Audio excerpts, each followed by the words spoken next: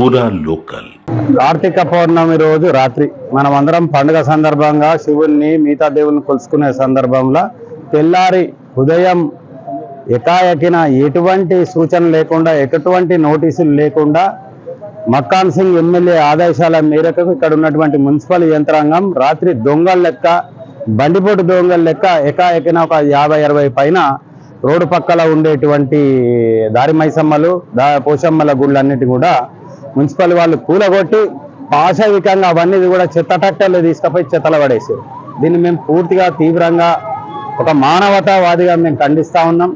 ఇదొక్క Hindus మనోభావాలు దెబ్బతినడమే కాదు, వీళ్ళు అనేక కట్టడాలు కూలుస్తూ ఉన్నారు. గరీబు అంటేనే ఈయనకు దేశం ఉన్నది మక్కాన్ సింగ్.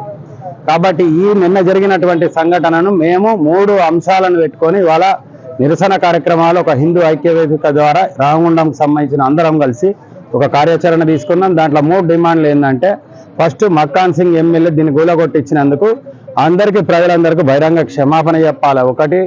రెండవది, అవన్నీ ఏదైతే కూలగొట్టిర్రో అవన్నిటిని కూడా తిరిగి పునర్నిర్మాణం చేయాలి. మూడవది ఏంటంటే, ఏదైతే మున్సిపల్ కమిషనర్ గారు మక్కాన్ సింగ్ కంటే అవగాహన లేదు, ఆయన ఏదో అలాల్ టప్పగా లీడర్ అయ్యిండు, ఎమ్మెల్యే అయిపోయింది. కానీ మీరు చదువుకున్న అధికారులు, మీకు ఒక యంత్రాంగం ఉంటుంది, మీకు ఒక గైడ్ లైన్ ఉంటుంది.